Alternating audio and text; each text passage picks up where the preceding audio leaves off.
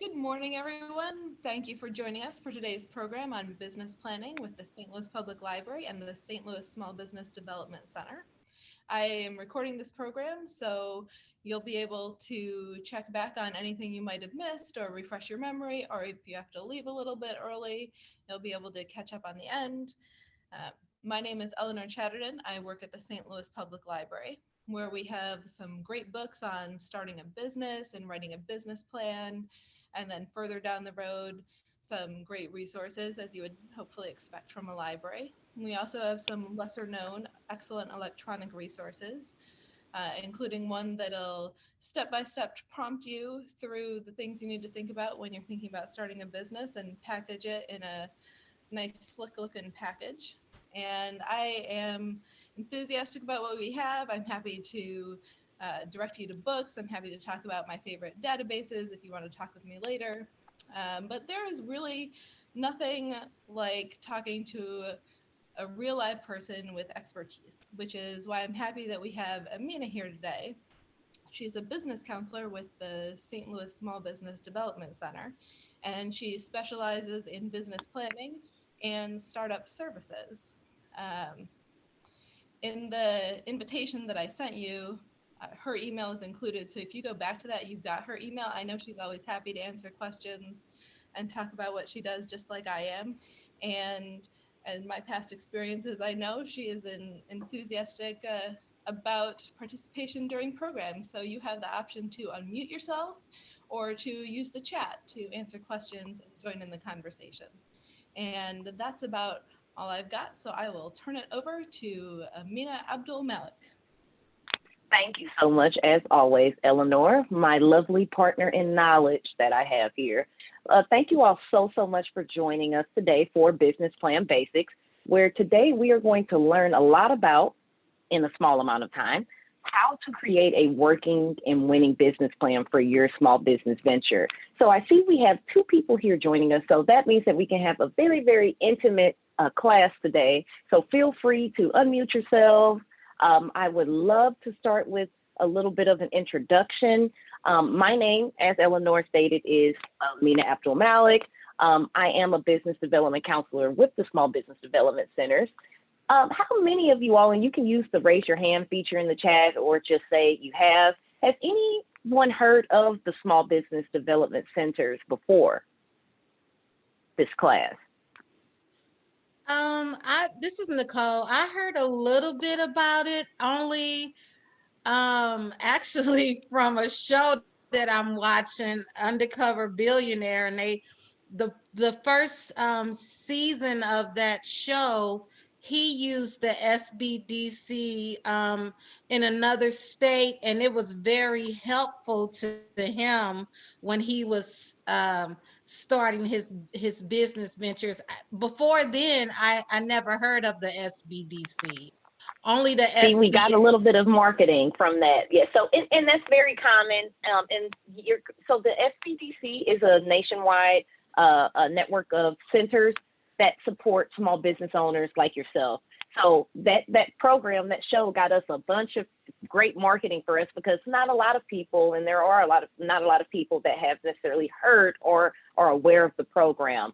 So we are entrepreneur support centers located across the nation, supported by your tax dollars and other resources to support you in starting and growing your business. So we help with things like writing business plans, getting access to market research with which the library is also a great source of assistance for, and also things like helping you get access to loan capital, or even things like creating a succession plan for your business. So my contact information is located here on the slide, but I will also be sharing that with you through Eleanor after class, when you all also get that copy of the recording. So I would love to chat with you all further, especially right now if you're in that startup phase. And I would love for you all to go ahead and introduce yourselves. If you wouldn't mind sharing just your name and kind of where you feel like you are in your business planning right now. Are you in that very beginning idea generation phase? Do you have an idea and now you're trying to figure out how to structure it, or kind of where you're at in your business planning and what you're hoping to gain from the business plan class today? And I think we can start with Nicole. Okay, well, yes, I'm in the very beginning stages. I would say I do have my employee identification number. I have a website that I started on GoDaddy that is is kind of just hanging out there. I haven't really done a lot with it. Um, I have a lot of different tranches or whatever ideas of what I want my business model to look like. So I'm kind of just trying to figure it out. I have a healthcare background, Mm-hmm. and because of COVID, I had to kind of actually sit out the whole year from last year, from like March up until now. I have not been working because of COVID and just not being safe and educated at my last hospital that I work at. I'm on the front line. I'm a respiratory therapist. And so Mm-hmm. I've been doing this for 22 years, and I didn't want to die, to be quite honest. Mm-hmm. So I always had a dream to start a business, but with COVID, I'm still trying to figure out how I can be safe and still use the skills that I have. And I do have I'm To a healthcare advocate. I love helping people, but I did not feel safe at work. Even now, I have friends that are still working in that type of environment, and they still don't have the PPE. They're still reusing stuff and everything like that. And because gotcha. my husband is a little older, I didn't want to put him through that as well. Gotcha. And looking for new ways Infecting to him. utilize those skills and leverage those skills in ways that are going to be also not only more safe for you, but more directly beneficial to you and your lifestyle. So that's always going to be one of the benefits of starting your own business. Now, of course, there are definitely going to be some cons to that and some challenges that exist from that freedom. And that's something we can talk about during a counseling session as well. But definitely want to protect yourself and also use those skills that you've already been building and all of that experience. So thank you so much for sharing that, Nicole. And I think you're going to leave today with a bunch of information to kind of push you forward towards figuring out what the structure and foundation of these ideas may look like. And then, Michelle, I know you may be muted, and if you are, oh, no problem. Hey there, how you doing? So I just was looking if you wanted to just briefly introduce yourself with your name and maybe just telling us where you are in your business planning right now. Yeah, can you hear me okay?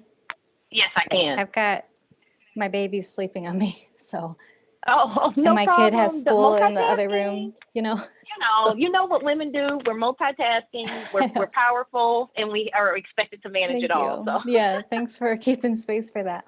Well, so where I'm at, well, to answer your question, I had never heard of the Small Business Development Center. I feel like I've seen acronyms and I've tried to sign up for a library event or two before, but they always filled up super fast. So so I was, this is my first kind of understanding of even what the experience with us. Okay, acronym is. that's great. Yeah, Great. but Because there's so many acronyms in this space. So once you learn okay. one, then you can start to kind of piece them together. So Build you're on doing it. Okay. great. So where I'm at, my field is mental health. I'm a licensed counselor, and I was with a group agency for all of my previous experience, which is about 10 years. But yeah, I just personal things and then just life. I just really needed to, I wanted to, yeah, to like start my own thing. Mm-hmm. But I had to take some time off too. So yeah, I think that I started a I forgot what it's called, LLC Mm-hmm. So you have last. the formal registration. I have the formal, and but it was kind of like a reactive move, if that makes sense. Like a couple Mm-hmm. previous clients reached out to me and I was at a place where I could have gone either way, like keep like taking a bit of a sabbatical or like do this thing. So it was Right. like reactive though. So I feel like I'm a little like, oh, I think it's like new to me to even think of that I have a small business, if that makes sense. Like Yes, it was yes. like So my your point was, steps are a little bit different. yeah, it was like I just realized like, oh, I have a small business and I don't even know what entrepreneurship is, and but I definitely am like I would like to learn, and I feel like there's skills there that don't have to mean I'm just trying to just build an empire or something, but it's just like what would it mean to just support my work enough? Yeah, that's Yes, kind that of support where. your own work and support your own skills. So you and Nicole are in the same boat with having these real life skills and experiences, and now trying to use those and leverage those to better match your personal lifestyle, your needs, and what you envision for the needs of your different industries that you're trying to assist people in as well. Mhm. So this class is going to be great. You're going to learn about the basic components today of a business plan. What a business plan really is going to be a living, breathing roadmap of how your business is going to be successful. Okay. And so today we're not only going to learn about the different components of a business plan, we're going to learn about the factors that will most likely lead to a successful business within your planning. And then we're going to talk about the first steps to get this planning process started, and then how you kind of wrap up your business plan and move on to actually implementing the things that you express within that plan. Now, one of the nice things about working with the SBDC and your local library is, with these training classes, that we have access to a bunch of tangible resources for your business planning. I know that Eleanor and her team at the library have access in some way, if you are a library card holder, to business planning software that is online. I will also say that we have one of the things that I will be offering you all after the class is access to a business plan template that I actually use with some of my other clients. And obviously, I don't just hand you the template. Nicole, you've seen on TV, the SBDC is here for throughout the life of your business. So I would actually be helping you obviously complete that business plan template and walk you through some of those segments, and also assist you with market research and everything else that it takes. So that would be kind of the next step of this class, is to actually get started on that plan. But today we're going to be going over the basics. So why is a business plan important? Oftentimes I start working with clients who are not in the startup phase, and they oftentimes ask me, well, I've already started this business, so why do I need a business plan? But to understand why a plan is so important, let's take a closer look at what a plan really is. In order for you to understand your product or service, and for you guys, it's going to be both service-based, everything related to the success of your business is related to not only how you structure providing that service, but who you're providing that service to, why it's going to be important to them, and how you are going to finance providing that service. So all of these different things are included in that business plan. So not only is the plan for you to educate yourself about the service and the business you're going to be providing, but it's also going to help you describe how much financing or how much cash you're going to need to get started, how you're going to communicate the different value your services have to your customer base. And then also the plan is going to successfully describe how the nature of operations work. How does the day-to-day processes within your businesses work that are conducive to success and you reaching your customers? The business plan also clarifies. It clarifies the current status that your business is in. It is in at this moment. It defines what your business does, and it also describes your business opportunity. And we'll talk a little bit more about that in a few slides here. So as you're clarifying in your business plan, you're really going to be providing a snapshot to the person reading it of the current status of your business. Your business plan is also going to help you formalize the mission statement of your business, the vision that you have for your business, and overall, all of those values that you want to display within your company. The business plan is also going to help you define concepts, and we're going to talk a little bit about a concept statement here shortly, but the business plan is going to help you define and to kind of better describe and more accurately describe what success looks like later on in your company. You can't really measure, you can't really say or deem success within your business without having that benchmark or knowing what that measurement for success looks like. So the business plan is going to also take care of that. And then it's also going to identify different potential actions that your business is going to need to take to be successful. And it's also going to kind of create a tangible timeline for that success by you kind of describing what milestones your business needs to reach in order to be successful as well. So you hear the word success a lot in this definition of what a business plan does, and that's because the entire purpose of the business plan is for the reader to understand how that business is going to be successful. That's going to be the goal, the base goal of your business plan completion. Now, another thing that I've often faced when working with clients is they understand that a business plan is important if they are trying to seek loan funding or get financing for their business. Everyone understands that they need a business plan to get a loan, but then you don't really or think about the other parties or groups of people that will always find value within that plan as well. Obviously, you as the business owner, the business plan is going to serve as a roadmap for you. It's going to serve as a roadmap for lenders or potential investors to understand how they are going to see return on their investment, or how the assets you're going to acquire within your business are going to add value to them or add profit to them.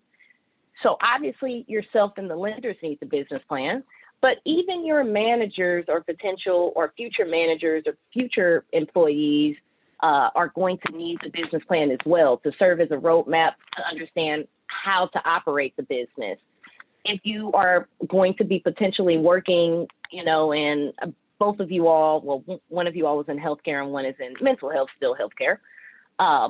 If you all are thinking about trying to do business with a potential supplier for PPE supplies or something to aid you in your counseling services, they will potentially want to see that business plan before signing on to or doing business with you, in order to make sure that you have feasibly thought about your idea and that it's rational.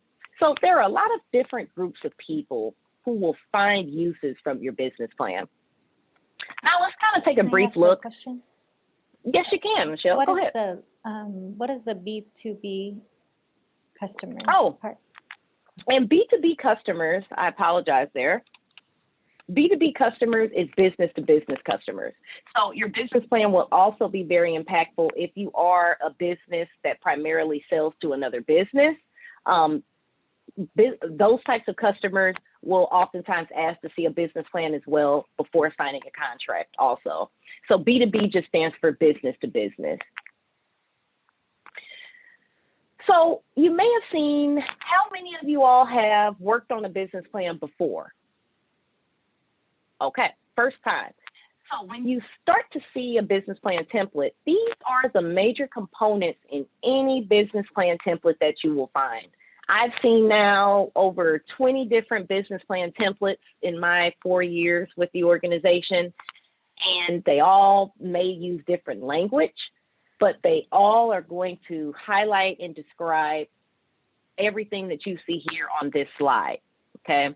So we're going to go through these different sections to give you a better understanding of what belongs in those. The executive summary is going to be the first major component of the plan. It's going to be a summary of everything else that you see here. So the executive summary is a summary of the entire plan. Typically, when I'm working with clients on a business plan, we save this section for last, okay? Because you're going to really just be paraphrasing information back into that section. The business description section, I also like to call this section in the template that I personally use the opportunity section. In the business description section, you are describing the why behind your company, okay? What is your business going to do, and why is that business idea valuable? The business description section is going to have several different paragraphs that kind of explain what the business's opportunity is. In this section, you're also going to describe your competitive advantage, which is what separates you from your competitors, what makes you unique or different. And really what that means is, how are you providing value in a better or unique way than the other alternatives to your solution? But that goes into actually going into creating the business plan, which is another class. The business description section will also be where you include your business concept statement, and as well as your mission statement. I believe the mission statement, how many of you all, if you just raise your hand, have heard of the mission statement before? Okay, that's a very popular term within business development, but the mission statement is just a brief written statement that describes the purpose of your company or organization, and it guides the actions of your organization. It kind of spells out the overall goals that you have for your business. So the business description is where you're going to describe the why. Why is this business important? Why are these problems that I'm solving important to my customers? And why is this business valuable? The market and customer section is going to be where you describe the who behind your company, okay? Who am I trying to communicate with and target? Who is going to find the most value from my product or service? This is also where you're going to describe, the demographics or the different traits, the different similar traits that your customers share, and how that will allow you to more easily target those customers. One thing I want you all to take from this and related to the market and customer section is I know Eleanor is probably tired of hearing me say this every class, but you can sell to everyone, but you cannot target everyone. So there is always a reason for you to segment your market as best as you can. And that's something we can talk about as well as in the counseling session. And we'll kind of talk about here when we get a little bit deeper into that. And then finally, we wrap up the business plan, regardless of any template that you're using, by describing the management and organization of your company. And that's a simple section where you describe the leadership structure. You may provide an organizational chart for the future. Right now, that section will be really describing key roles in the business as it expands. Right now, you all are the business. You're everything, the accountant, sales manager, but you still want to start thinking of that growth plan and what additional support your business will need as it starts to grow. And then finally, one of my favorite sections in the business plan is the financial section. This section is going to describe where that money is going to come from, how you're going to supply all these beautiful ideas that you've described in the business plan. So the financial section is not only going to describe how much money you need to actually get started or your startup costs, it's going to also describe the sources of that financing if you are seeking a loan for working capital, equipment, and it's also going to have financial assumptions in there, which you can also think of as financial projections. This is something that you would also work with a counselor like myself, or if you've already, created something like that. But in your business plan, you will have financial pro forma statements, which are basically financial projections for 3 years of your business after it starts. And these financial projections are what any lender is going to look at to determine the feasibility of your company if you are needing some type of financing or lending to start that business.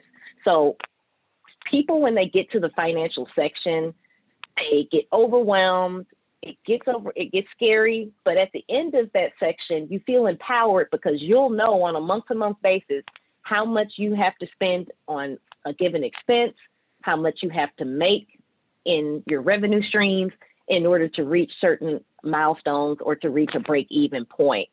So these are the different components of a plan. You may see them described different ways depending on what type of template you're looking at.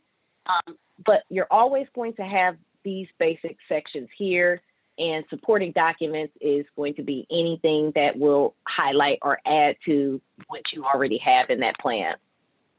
So we'll briefly talk about executive summary. As I've stated, the executive summary is a summary of the highlights of the business description section, the marketing section, as well as the management and organization and financial sections of the plan.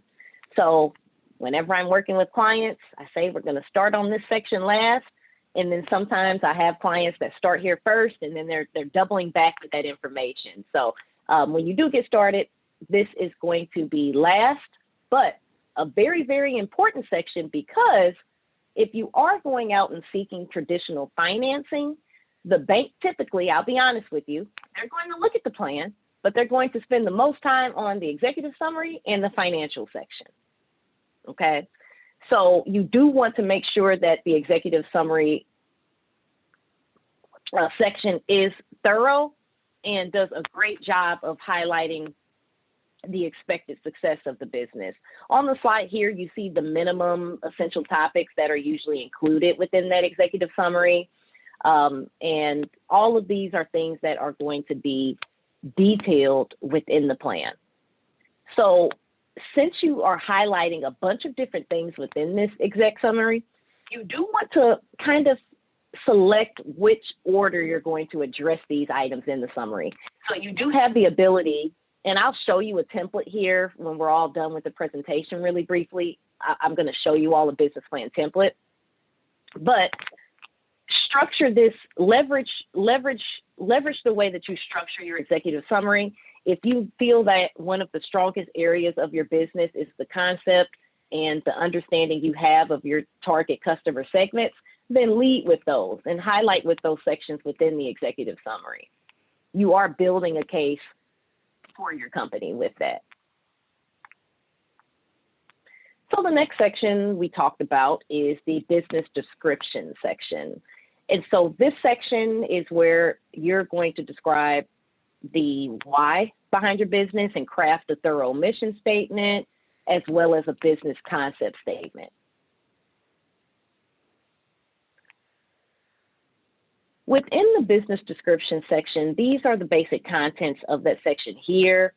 You will describe, and I'll be honest with you, this presentation, I'm going to divvy away from this a little bit and say that within this business description section, the company name and ownership and legal structure are there, but more important parts of this section, you could really put those to the company name and legal structure anywhere. So those aren't necessarily the bigger components of this section, like the mission statement, the concept statement, the products and service section where you describe what you're providing, the company background or history of the company, what led you to want to start this business, and also the location and then future plans or growth strategy for the company. So those last 6 or 8 different things on the slide are going to be the most important parts of the business description section that you see here.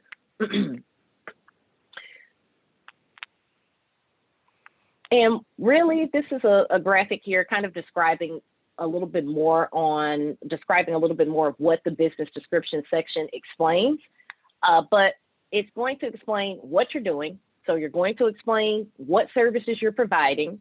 And when you say that, it's not just going to be as simple, obviously, as I provide mental health care services. I provide respiratory services. And I'm not in the healthcare field, so excuse me if I start butchering these terminologies and what you all do, but it's not obviously going to be as simple as describing just those things. You have to have a deeper understanding of the customers you're serving and why or why it's actually providing value to those customers. And I'll kind of describe a little bit more about how to do that in just a few slides as well. So what is a concept statement? Another thing I'm going to share with you after class via email is a short concept statement exercise, which you all will be able to use to kind of help you put together your own concept statement. We don't really have time to do the exercise today, but it will be something that I send via email to you all. But a concept statement kind of builds on your mission statement. And, you know, the mission statement describes on a more macro, broad level why the business exists and why the business will be successful and what the values of that business are. But the concept statement kind of takes that into a little bit more detail by explaining a little bit more about how you're going to reach that success. So these are the different components here within a concept statement. And obviously the concept statement is going to describe what the service or product does, how it is different than the solutions that already exist, who is going to be willing to consistently buy that solution, why will they buy that solution, where will that solution be sold, when will the solution be sold, and how will it be promoted and sold and communicated. So the concept statement is a part of this business description, but it kind of leads you and gets you into the thought process of creating a deeper marketing strategy or marketing plan. So there's different ways to leverage your business concept. Oftentimes people try to enter the market with something new, and that's one way to do it. You want to try to fit one of the following criteria. Your solution can be something new. It can be something that is perceived as better. It can also be something that reaches an underdeserved or a new market that has not been tapped into or touched. Or it can just be something that has a unique feature. So one example of this, a business concept, is we actually have a client in the state of Missouri that owned a winery business. And when they were thinking about their business concept included having wine varieties that were served and paired with or intended to be paired with local or regional foods. So one of the wines they had was supposed to be paired with barbecue. They had a wine that went with wild game, a wine that went with a home style meal. And, you know, if you're in Missouri, you know how big folks are into hunting and things like that. Not myself personally, but so that was their unique feature. Is they knew that they wanted to create wines and they knew they wanted to manufacture those and sell wine, but they wanted to figure out a way to leverage the demographic of the customers that they would be reaching here in the state of Missouri, and their lifestyles and their habits. So they, of course, design their wines to be paired with cuisines that people like to eat here. As we move forward through the business plan sections, now we're kind of talk about the marketing and customer section. As you work through your business concept, working through your business concept statement is going to kind of help guide you into your market, understanding your marketing strategy and plan, and understanding your customer segments. In order for you to reach your customers, you have to have the best level of understanding for them that you can, okay? The more you know about your customers, the easier it is for you to communicate with them and then to also sell to them. So in this section of your business plan, you are going to be explaining how you're going to develop those marketing strategies and tactics you have for understanding the market, and you're going to describe the different resources that you will need in order to gather all that necessary research for your customers, as well as your competitors and your industry as well, that we're going to talk about here. So this is also one of my favorite sections. I'll be honest and say the two, I think, most important components of the business plan are going to be the financials and the market and customer section. And that's because there is not a successful business that doesn't understand their customer base and understand how much money they need to support their business. So the first step within the marketing section is to understand your industry, to kind of make sure that you know everything that there is available to know about the industry that you're entering, and as well as what kind of trends there are within that industry. And we'll kind of talk about that here on the next slide. But when you're thinking about entering a market, you want to analyze the industry you're going into. So obviously, if that's mental health, that's healthcare, what are the trends within that industry now? And I can say a lot of trends that I can see just from a consumer level in both industries. Michelle, were you going to add something to that or answer that? Go ahead. Oh, sorry, I accidentally clicked with my notebook. Oh, no problem. You were typing or writing. I'm sorry. Yeah, I'm writing. But there are a lot of trends within, I think, the healthcare industry as a whole that lead to, obviously, with COVID and things like that, we are doing more things virtually. I'm seeing more doctors offering services virtually and having to change how they run their doctor's offices. I think that mental health is becoming something that's more on the forefront of our minds due to COVID as well. And we're also changing the way that we see mental health and how we see that relationship with a mental health provider.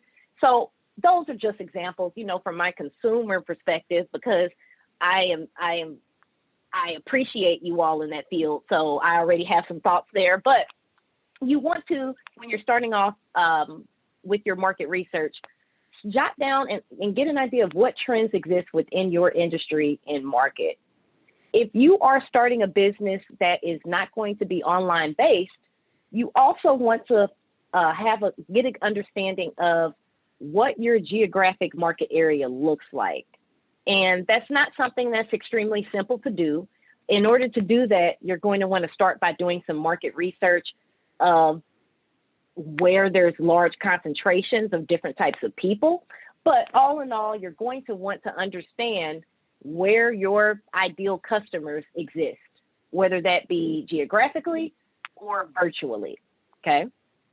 You also want to understand what types of similar demographic traits your customers may have. A demographic trait can be something like age, education, gender, household size, all of those kind of basic traits that aren't behavioral or aren't based on our lifestyles. You can use those traits to kind of group potential customers together to better serve them and better understand their needs and why they might interact with your business. And you want to do the same thing, same type of analysis for your competitors as well. And we'll talk a little bit more about competitive advantage here shortly. So as you're kind of doing an industry analysis and trying to learn more about the industry and market you'll be going into, you want to try to get a better understanding of what type of trends exist. Is there any seasonality within this industry? Are there any specific regulations that will have a strong impact on my business as it's starting? Is there going to be any changes to the supply chains or how things are distributed? And I can see that actually right now being a prevalent trend within both of your industries that you're going into right now. There is some changes right now to the supply and distribution channels to how we're receiving these services. So those are the kind of things that you want to note in your industry analysis, because that might better help you design your growth strategy as we move into kind of living through those trends. So also, how big is the industry? Oftentimes people have a great idea with not enough people to serve. So you want to make sure that your plan and your idea that you come up with for your business has a large enough market size for you to continuously and realistically reach enough people to make money in. So be careful that your idea or the way that you structure your business idea is not too leveraged to one group of people or one location. So after you kind of look at the larger level industry, your market is that subset that your business is in. So if you were in the transportation industry, as a bike owner, you are in the bike market, let's say, or the bike, the retail bike market. So you want to do the same thing you did with the industry, with the market that you're going into. How important is new technology to this market right now? Are there any current technological trends or expectations that will change the way people interact with things in this market? And so similar things to similar ways that you would try to research the industry, you would also research the more micro level market that your business is entering. Yeah, so Competition can I ask is, a question? go ahead. Go ahead, Michelle. I think that I'm kind of in my mind, I don't really know the difference between like customers and market. So like, Mm-hmm. is there overlap there, or what's the difference? So your customers exist within that market, and that's a good question because there is a little bit of overlap. Or so when you say your market, you're really thinking of the environment in which the business exists, and so your market really is based on your market is. So think of your customers as needing a solution. Okay, so your market exists. Your business is in the market, but everything within that market is a solution. Within that, let me stop and start over. A market really exists when you have a solution or you have a problem that several different businesses are trying to solve.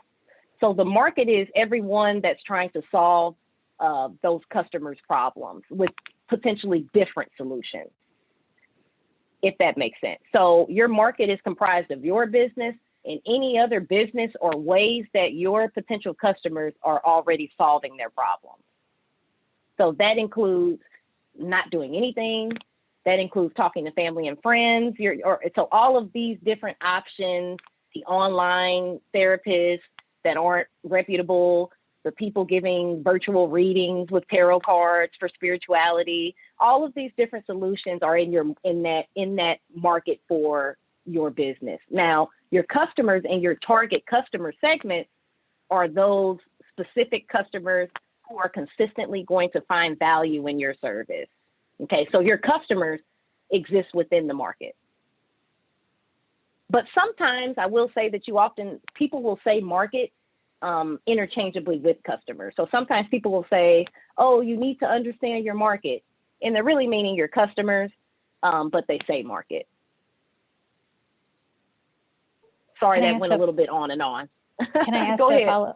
follow-up question? Mm-hmm. That was, I think I'm starting to get it, but well, particularly so like the market, I guess like the metaphor, right? Market is, in my mind, it's like economic always. Like there's like a transaction, but it sounds like in your description, it's more broad than that. It is more broad than that. So like in this description. Okay. Yeah. So it's not and always so it's not going to be always economic, and it's not, you don't have to. So when you see market, just think of market as where your business exists. That is your market. Okay. Okay. And to be honest, I tend to use industry interchangeably with market, which is also not correct. It really, the industry is the broader level macro place where the business exists, and then the market is in the industry.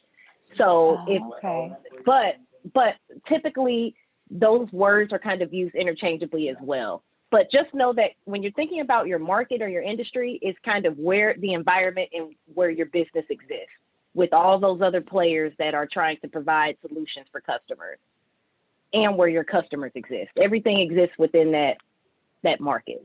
Your business, your competitors, your customers. Okay. Can I use just a follow-up? So like for like industry, so like for me and Nicole, would you say our industry is healthcare? Is that Yes. is that an example of industry? Mm-hmm, Okay, mm-hmm. got it. Yep, your industry is both healthcare, and then you all are both in different markets within healthcare. Okay, So, got yep, it. yep. And then is industry used interchangeably? Is that this similar with like field? Like, Yes, industry is okay, definitely used interchangeably with field. okay. Mm-hmm. Thank you for Yep, clarifying. and often incorrectly. So, yep, Okay, thanks. you got it. Um, No A lot of problem. new, a Go lot of ahead, new Nicole. terms. I'm sorry. Were you done, No, Michelle? go ahead. I was just Mm-hmm. saying, there's a lot of new terms to keep track of for me. Oh, Yeah, yeah, me yeah. too. I think I don't know if I'm saying this right, but like your market could kind of be like your target audience. Is that the same thing? Or like who I'm targeting specifically within the industry? Like who like I Yes.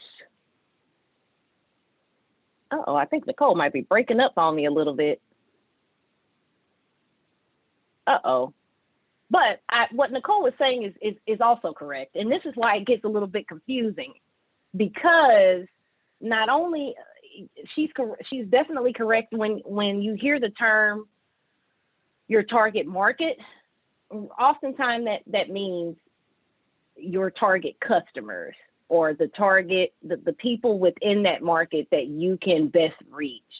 So when she gets back, I will let her know that yes, typically those two terms are also used interchangeably. So when you hear someone saying, "Oh, my target market," oh, hey Nicole, open, you're still muted, but I was just saying, there you are. I was just saying that you had that completely right there. And so oftentimes when you hear the term, well, this is my target market, then yes, those people that's typically meaning who your target customers are. So that's why I say it adds an extra layer of confusion, because the way market is used, it's used in a few different ways within small business development.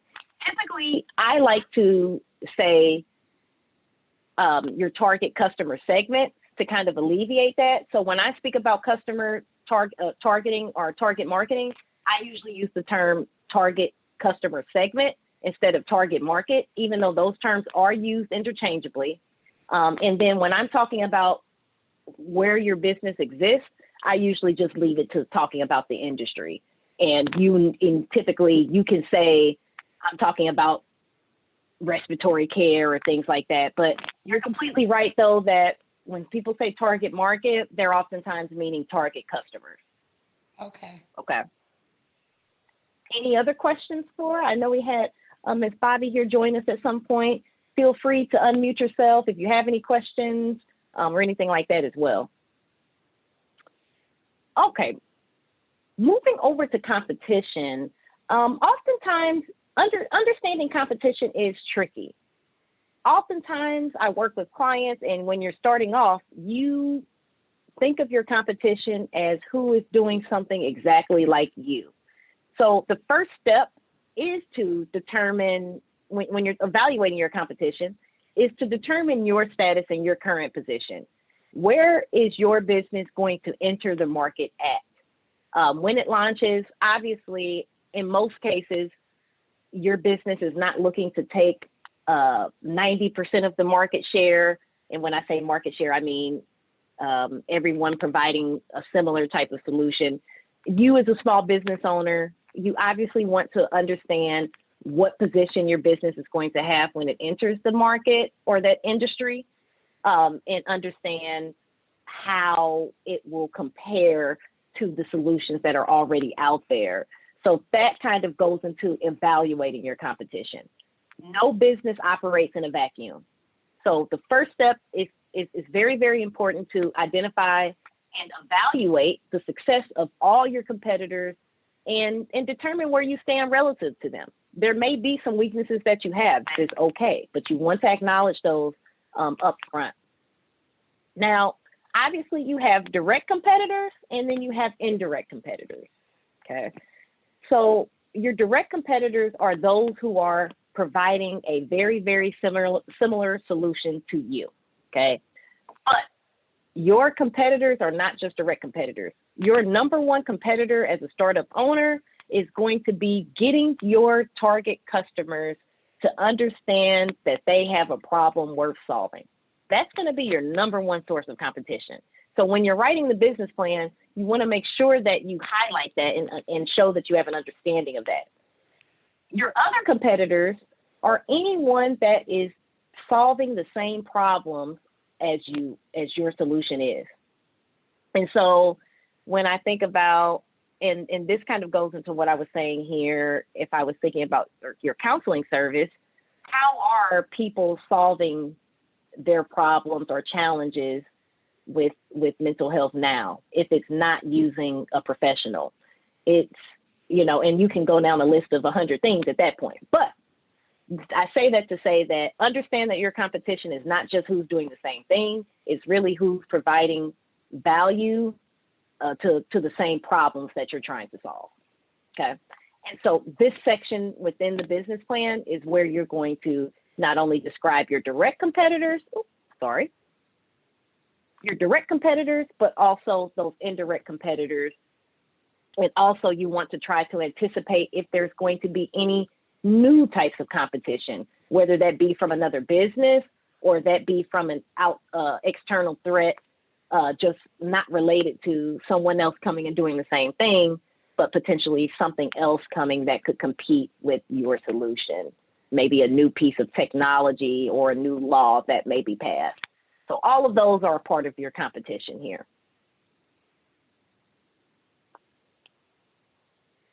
Target marketing. And we just talked a little bit about this, so it's great that we're getting into this section next.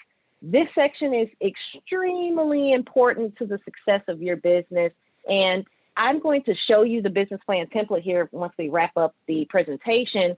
And I'm going to kind of show you typically how I go through the outline here. And you'll see that target marketing is something that I like to spend a lot of time on, because if you have a good understanding of your target customer segment, then you'll have a much easier time trying to reach them and promote your service to them.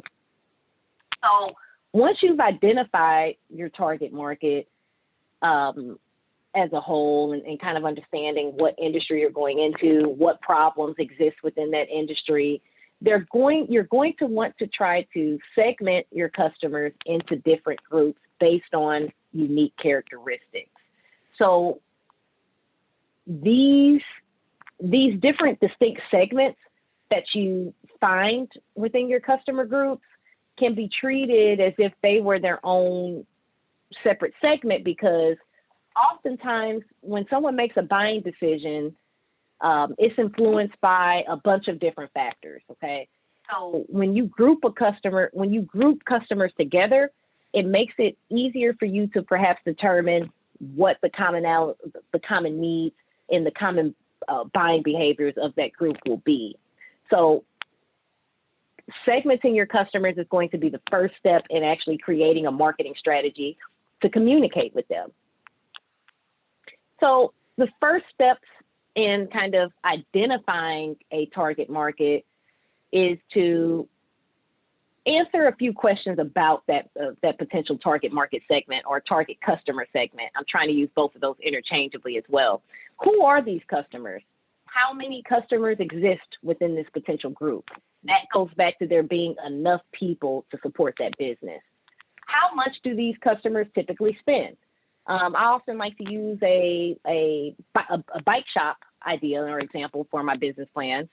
And let's say you're in the transportation industry, you're in the retail bike market, you're thinking about starting up your bike shop, and you're trying to do some analysis to figure out what your target customer segments are going to be. You want to know how much are people spending right now on fitness solutions or solutions to get to point A to point B, or how much do they spend on bicycles? That's going to obviously help you later on as you determine your pricing strategy. How often do they spend on this? If you are thinking of opening an appliance retail shop where you're only selling refrigerators, you want to consider the buying patterns and the nature of time between each purchase. that's going to make a difference in how much money is going to be available for you to make. Even if you have 100 customers in a segment, if all of those customers buy refrigerators and if none of those customers need refrigerators for another 7 years, you have to figure out another way to leverage. How do your customers potentially make a purchasing decision? This goes into, a lot of different variables, but you've oftentimes, if you have a family yourself, Michelle, with your kids, you might be the one actually making the purchase, but your kid may see something on the shelf and say, Mom, I want this. So there's a lot of different components involved in a purchasing decision that aren't just the person making the transaction. So who is involved in that purchasing decision, and how do people make that purchasing decision within your industry? What do your potential customers value? And then what or who influences them? If I was starting this bike shop, I would wonder if the people that I would potentially be serving would be interested in sustainability. I would expect them to probably value health and fitness, sustainability, but you want to understand what common traits your customers are going to have to continue to try to segment them together. Does that make sense to everybody so far? Okay, good. Competitive advantage. So how many of you all have heard of this term? It's a very hot button term, competitive advantage. So there is a tool that I would highly recommend you all to use called a SWOT analysis. And a SWOT analysis is an analysis of, or an acronym for, another acronym, Michelle, strengths, weaknesses, threats, and opportunities, opportunities and threats.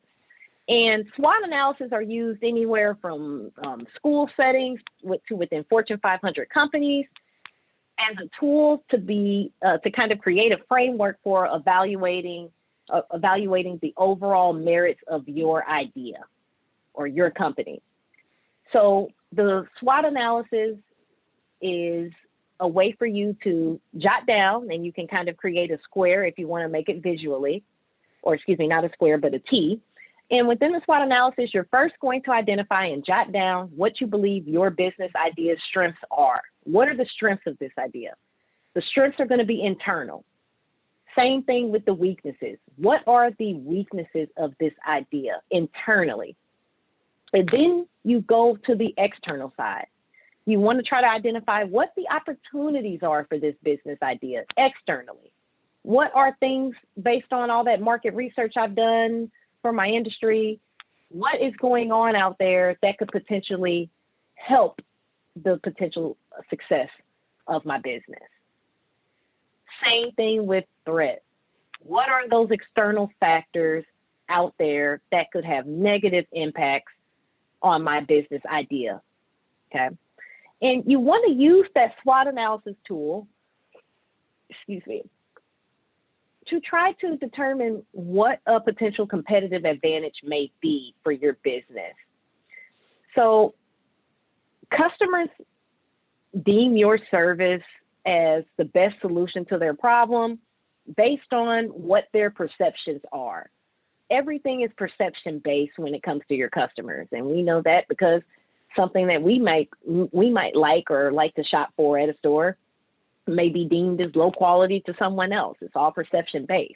But the one thing you want to remember is kind of what this value proposition equation is, okay? And so there's an equation here for what value is equal to.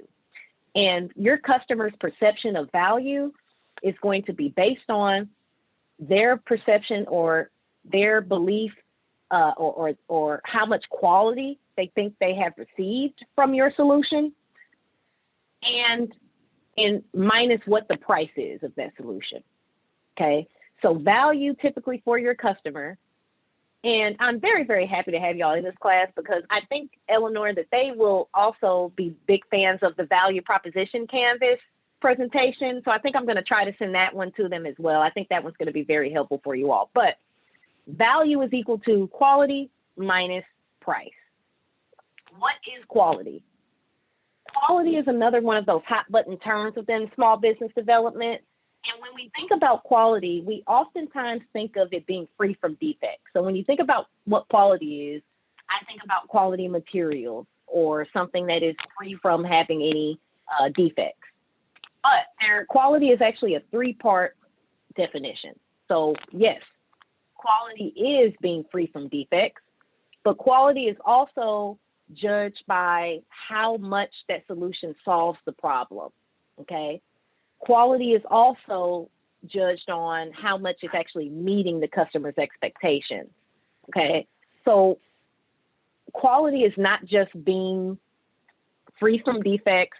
Quality is the customer's perception on how that solution, how much that solution met the expectations for them and how much it actually solves the problem. There's a similar kind of equation or definition for price. When we think of price, what do we think of?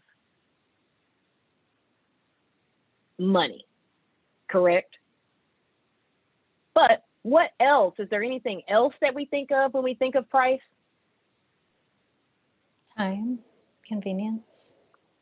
Yes, and that's exactly correct, Michelle. So price is not just going to be the amount of money something costs. When you're considering the price of your solution, you want to consider price as price including the amount of time it takes to interact with the solution, the ease at which you can interact with that solution.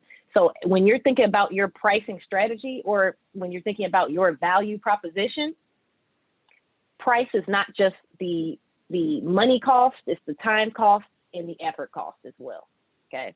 So make sure you're considering that when you're thinking about how your solution is going to be better, different than what your competitors already offer out there. A core competency is essentially something that your business does very, very well consistently that is something difficult to copy. So when you're also describing your competitive advantage, you also want to describe what your core competencies are. And if you don't have one, then I would say then that means your business solution needs to still be evaluated and worked on. But you want to try to have a core competency or something that you know that your business is able to do well, consistently, that your competitors are not going to easily be able to copy, okay? And you're still thinking of this as a solution. So what about your solution is unique and difficult to copy? That's your core competency. And that could be something as simple as the bike shop offering of, let's say, you owning that local bike shop and the bike shop's core competency is a reward system. But the reason why that's a core competency or a loyalty program, and the reason why it's a core competency for that company is because it was built on customers interacting with themselves. Or it wasn't, let's say if the bike shop had a loyalty program where the customers referred other customers to the program and built their own group of individuals who would go out for monthly bike rides or different social activities, that's a core competency for the business because that union of their customers exists, and that's a highlight for their business and people to shop, and a reason why people would shop with them. But it's difficult to copy because it's authentic. It's something that the customers have created and designed. So it wouldn't be easy for another bike shop to just go out and have that same program without doing some type of work there. So coming up with core competencies is going to be very, very helpful when you describe your competitive advantage. Features versus benefits. This is just something that really I think I say in every class related to startups. And go ahead, Michelle, you had a question? Oh, no, Just I'm sorry. I'm moving. I see. I'm sorry. So features versus benefits is something that we talk about in every class. And we know what a feature is. It's something about your product or service. It's a factual statement about it, okay? So a feature of my bike shop is that I offer a reward program. So every 10 bikes you buy, you get a free bike or something crazy like that. So that's a feature. oftentimes when you're talking about your business, when you're writing your business plan, you get excited about your idea, about your solution. You start talking about the features, but you want to understand how to better translate features into benefits. So a benefit is something that your customer receives from your product or service, either directly or indirectly. So a benefit, you can think of the benefit as the solution to the problem that the customer is trying to resolve, okay? So a popular saying in marketing that we have is features tell and benefits sell, okay? So you can use your features, but a better, instead of the bike owner saying, oh, you want to shop with us because we have a great rewards program and, 10 free bikes will get you, or 10 purchases will get you a free product. What does that feature actually provide the customer on a deeper level? What benefit does that provide? That provides the feeling for the customer, that feature provides the benefit of feeling not only a part of a larger group, it builds camaraderie. It also feels like they are getting better value for their purchase. So what are those deeper level benefits of all of those features that your services have? If you say you have online booking for your services, that's a feature. What does that actually provide? Online booking provides a customer ease of use within your platform. It provides them more time to do other things versus struggling with booking or struggling to interact with someone over the phone if they're already in a bad place mentally. So try to learn how to turn your features into benefits for your customer. And definitely will help you as you're writing your business plan as you start to speak that way. Now, there's a lot of different types of research available for you to assist you in this business development and planning journey. You have your free resources like our lovely team with Eleanor and the public library here. We also have other government entities with information. The chambers of commerce are sometimes free sources of information. I say that very sometimes. But you also have paid sources and independent research, trade association reports, the internet, which you should be very, very careful with. But one of your best sources of research in the early stages are going to be those free sources that you see at the top, as well as some of these independent research sources that you have, such as actually talking to other business owners or researching and analyzing other businesses and potential customers that may fit in some of your target segments, and just doing observation on the industries and observation on the types of people that are going to find value in your solution the most.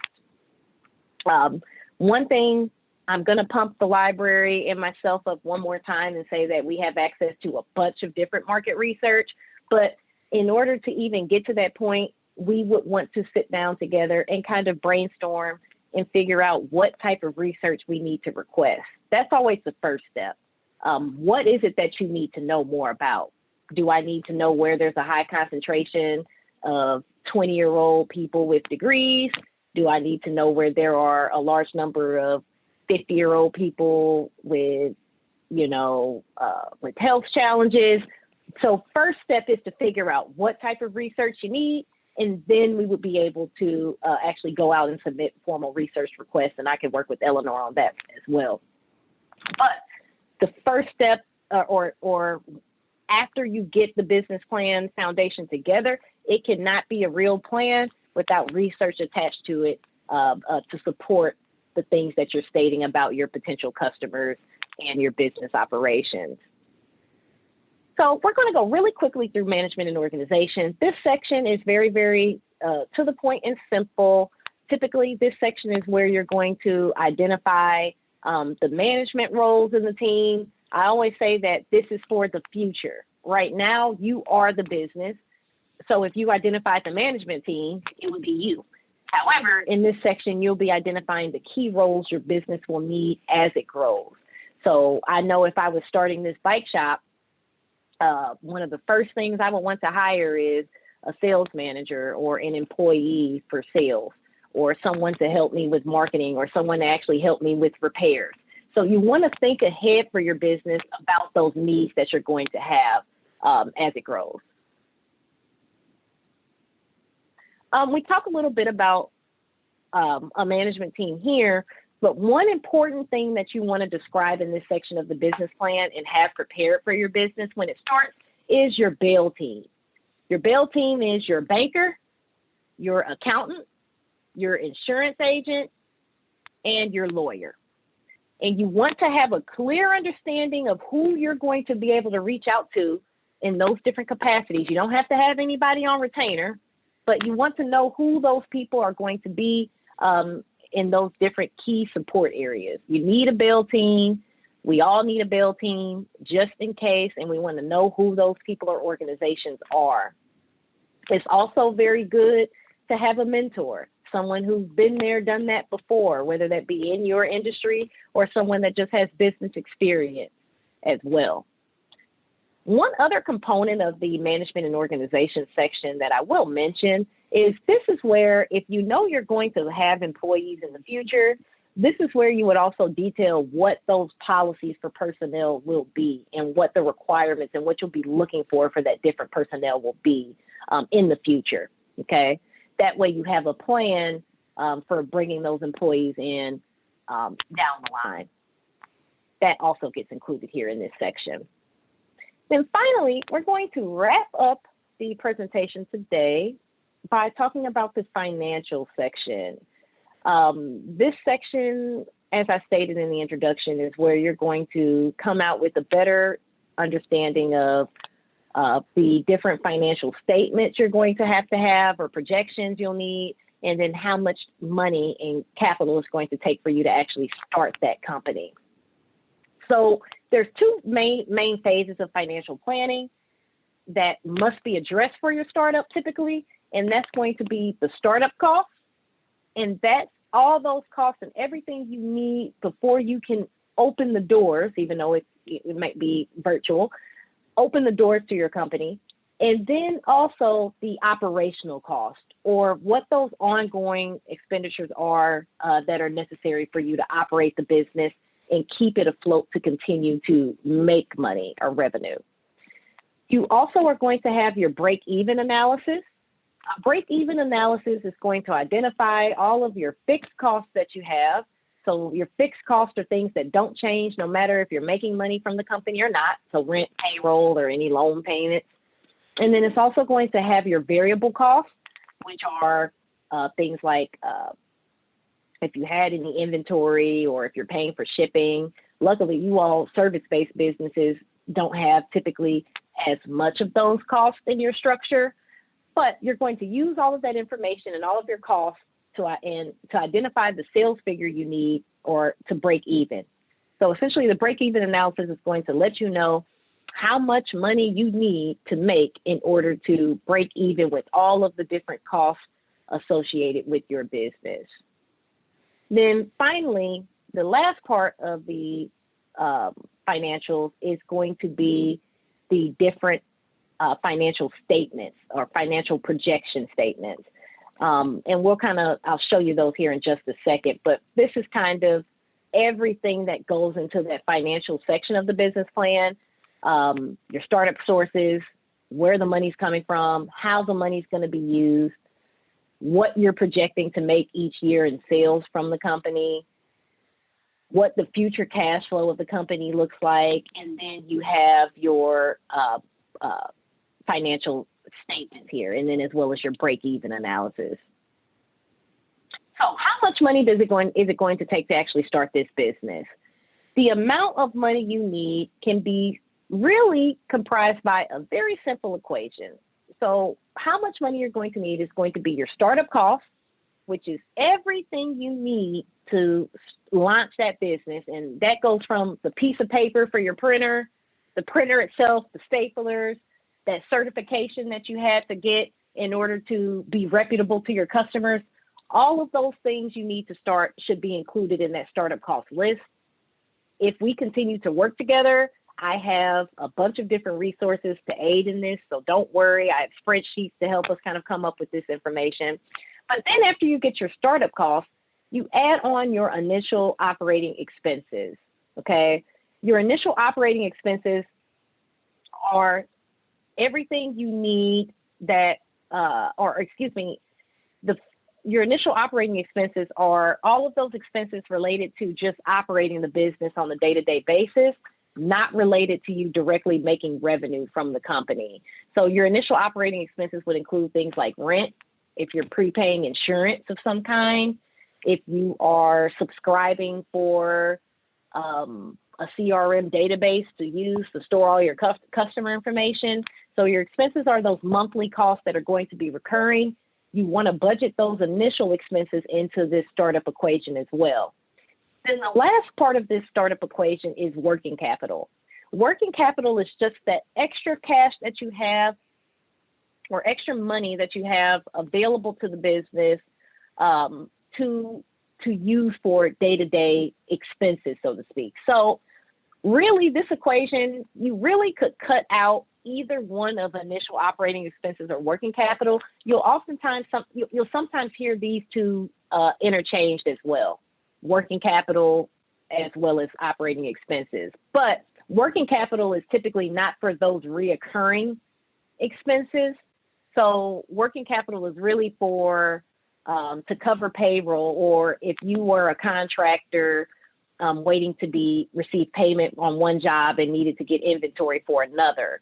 So that's kind of what working capital is used for, versus those operating expenses are typically reoccurring every month or for a certain amount of time, whether that be quarterly or monthly. So when you come up with this startup cost equation, then you want to try to determine how much of that money can come from equity, which is your funding coming from your pocket, and how much of the above amount can come from debt. I will say that there is business debt is not necessarily bad debt at all, and the majority of companies that we see are funded primarily through debt with a little bit of an equity injection. Because if you have equity to spend, that's great. But if you don't, you can leverage that debt, and the debt gets repaid by the revenue from the business. So it's not anything, that's leveraged from or taken from your earnings at that point. So that's kind of what I tell people, because when people hear debt, that's a term that is very, very adverse for a lot of people. But when you're thinking about small business ownership, you do want to be aware that debt is probably one of the healthier ways to start a business if it is leverage debt. Okay. So this is just a brief example of a startup cost spreadsheet here, in the different areas that you need to start thinking about when you're thinking about estimating your startup costs and how much money you're going to need to start your business. So you can begin by doing estimates for these different costs here. Right now, you're not going to probably be dealing with inventory, but you can estimate if you're going to rent out an office space, or I don't think you all are doing any building purchasing, but this type of spreadsheet is where you're going to start. If you're going to be paying for any advertising or marketing, you would want to kind of jot down all of these potential uses of capital right here up front, so that you have a clear understanding of that number that you're going to need. And they highlight working capital here because oftentimes you think that you thought of everything once you went through the different categories, but you want to create a cash cushion for yourself to meet these expenses while the business gets going. So that's kind of also where working capital comes in, is making sure that you have enough money to potentially cover some of these expenses while you're waiting for that business to start bringing in revenue. Eventually, you're going to do a 12-month cash flow projection as part of the business plan as well, but that's not something we're going to worry about here today. And keep in mind that when you do create financials when you do create your financials within the business plan, I have, I will say it again, resources to kind of help you better create financial projections where you're not just coming out with the numbers off the top of your head and trying to figure it out. So that would be something we could also work on. So creating a sales estimate. there are a few different types of approaches, or three different types of approaches we could take to use to estimate sales. One is, the first one's going to be the comparative sales approach. And with the comparative sales approach, you're using your industry and competitor sales information to determine a feasible revenue or sales projection. I call it revenue because sales tends to indicate a product. But if you're using the comparative approach, you're doing just that. You're comparing information from trade organizations, the census, competitors, talking to people in the business, and you can even do Google searching to come up with a sales number for you to compare to and create your revenue projection from. The next approach for estimating your sales or revenue is going to be the average sales approach. And so the average sales approach is pretty simple. In order to project sales using this method, you simply take the number of sales transactions that you expect to make in a specific period and multiply those by your estimated average sale amount, okay? So if we take that winery example that we had from earlier, the average sales price of a bottle of wine for them is going to be $17. And then they estimate that they're going to sell 793 bottles a month. That would equate to $13,481 in revenue per month for those bottles of wine. So this is another popular way of estimating sales. And then finally, the bottom-up sales estimate. And this estimate is, quite simply put, estimating your sales based on how much is needed to cover the cost of your sales, operating expenses, and those profit expectations. So the bottom-up sales approach is almost like using the break-even analysis number as your basis for your revenue projection, essentially. Now, what is the best approach? Typically, the best approach is a blend of all three, okay? Using competitor and industry information to understand what the standards are for revenue, using an equation to estimate sales simply based off of your expected pricing and your expected volume, and then also making sure that whatever your sales estimate is, it has to at least cover those expenses, okay? So you typically can blend all three of these sales estimates to get you a feasible estimate in that regard. The projected cash flow statement, this statement is one that the banks look very, very heavily at. This statement is where it's going to describe how much cash your business will have on hand at the end of every month.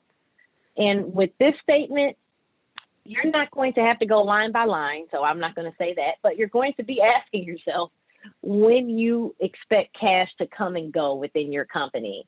So this is the bank looks at this statement very heavily because in a lot of cases, a starting business may not have a lot of cash flow in the first few years, even though they are making money. But if the cash isn't flowing, then the bank isn't able to get those loan payments, which is why this is a statement that they look very heavily at.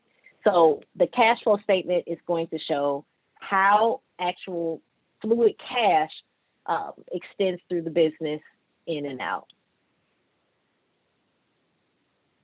Break-even analysis, we kind of talked about that briefly, but the break-even point is the amount of sales required for you to be able to pay your bills and not lose any money. So we could definitely use the break-even analysis as kind of a big picture kind of tool.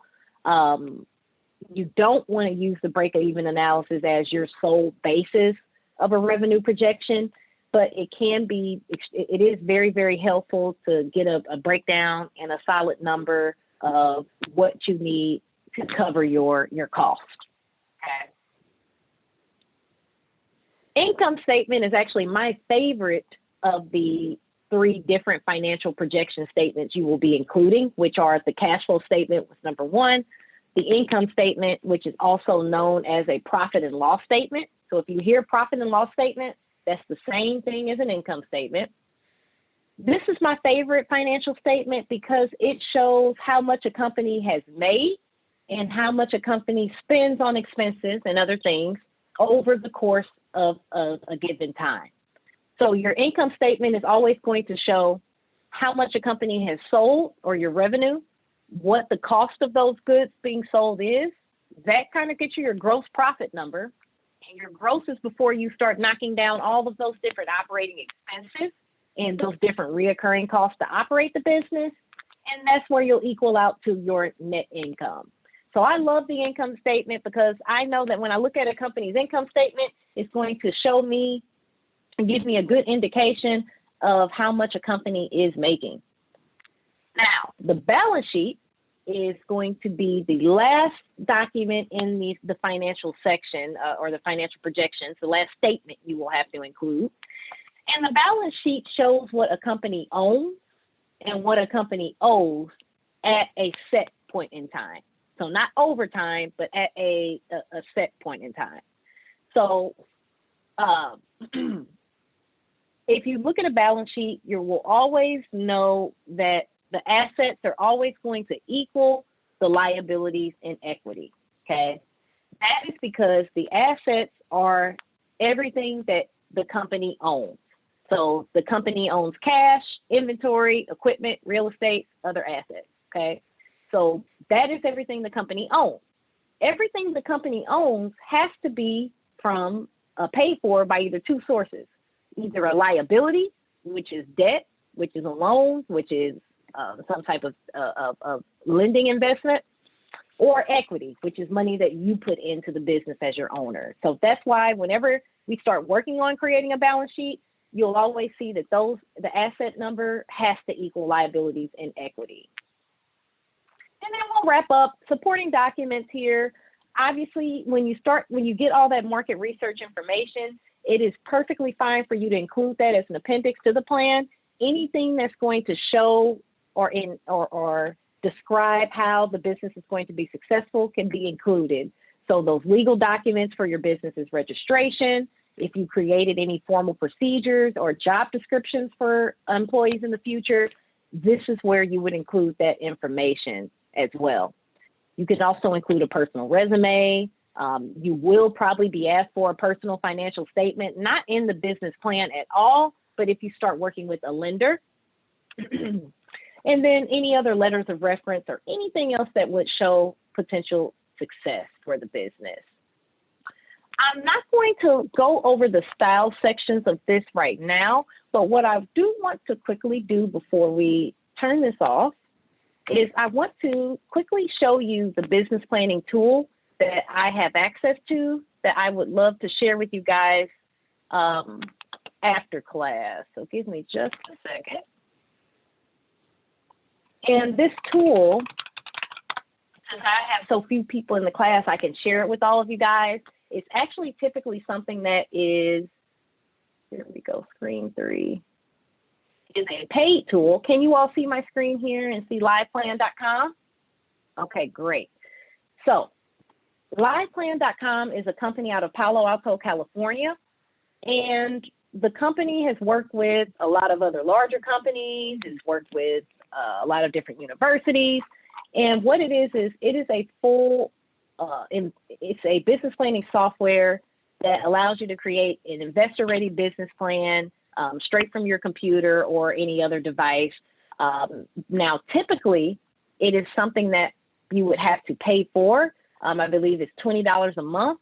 However, if you all get registered as clients with me, we get free licenses to this tool. So I'll be able to get you all signed up with free licenses to get your business plan done.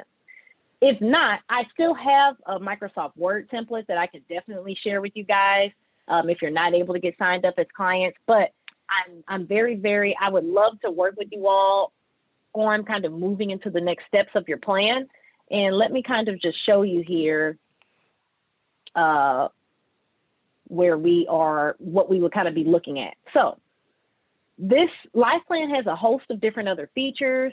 You could even do full financial forecasting by them just kind of asking you some basic questions about your business, and it kind of creates the financial statements for you.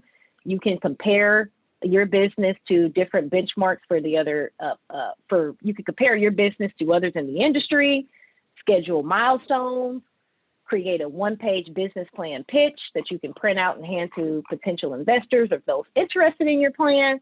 But I just wanted to show you the outline of the actual business plan here in LivePlan. So you see the executive summary that we talked about. The language is a little bit different that LivePlan uses. It's more user-friendly, but you see here that the plan outline is going to be exactly the same as what we talked about it.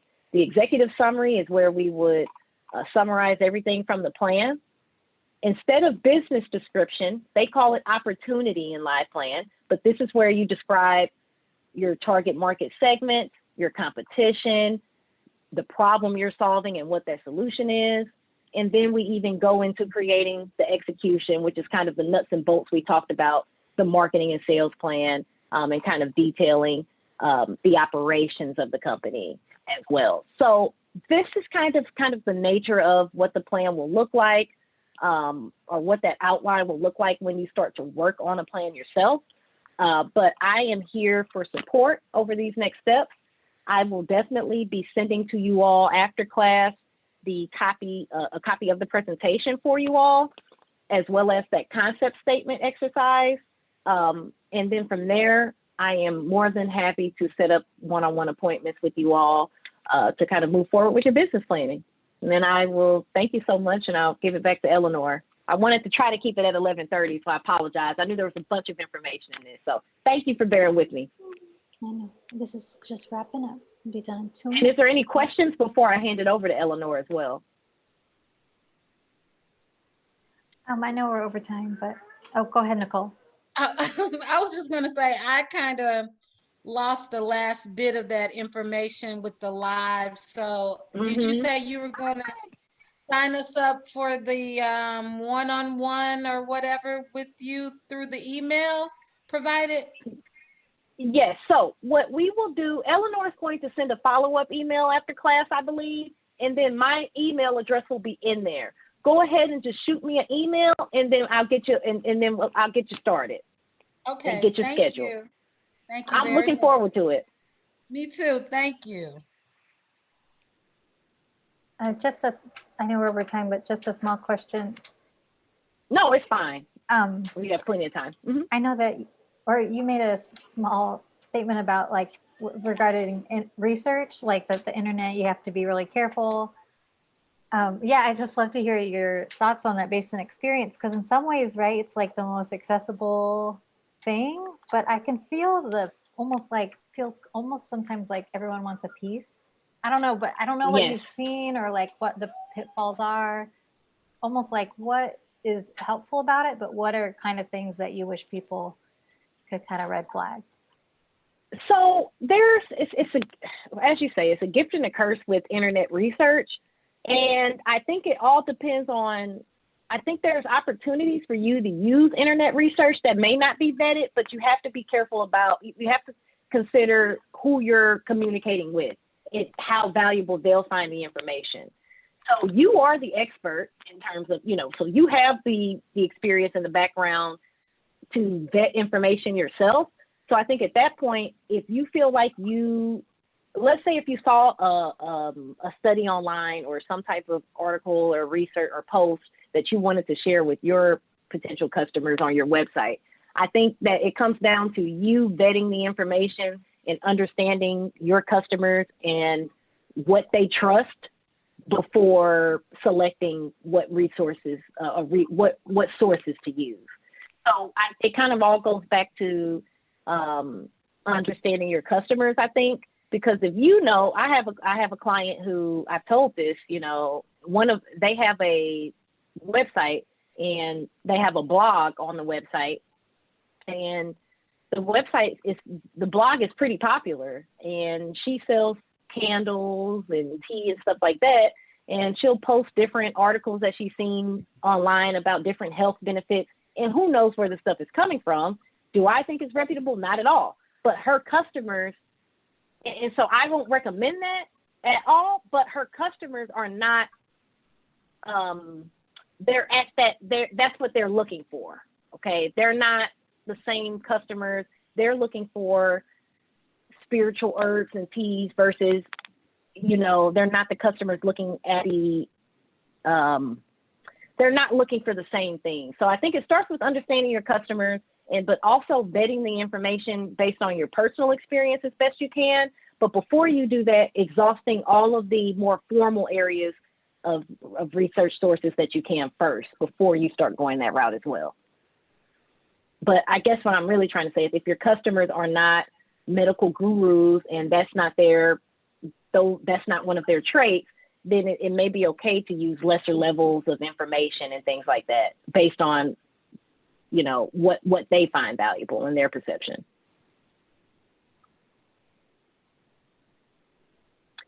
Well, Eleanor, I guess I will take it back to you. I know that I think I know you have everyone's information to send, but yes, I will be available to you guys for one-on-one counseling sessions.